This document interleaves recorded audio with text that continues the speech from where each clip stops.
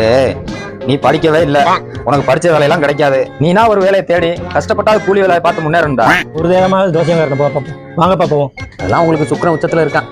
நான் எழுதின ஜாதகப்படி உங்களுக்கு நல்லதே நடக்கும், சரியா? இவர் தான்ப்பா அந்த தோசை. சரி, கஸ்டமர் வராப்ல, அப்புறம் பேச. வாங்க, யாருக்கு ஜோசியம் பார்க்கணும்? இவன் தான் 10 நாளா சொல்லிக்கிருக்கான், ஜோசியக்காரரை பார்க்கணும் ஜோசியக்காரரை பார்க்கணும். அதான் கூட்டிட்டு வந்தேன். அப்படியா? நான் இந்தியாவில இருந்து இங்கிலாந்து வரைக்கும் ஜோசியம் பார்த்திருக்கேன். நான் பாக்குற ஜோசியம் எல்லாம் கரெக்டா இருக்கும். முதல்ல கையை கொடுங்க உங்க பையனுக்கு.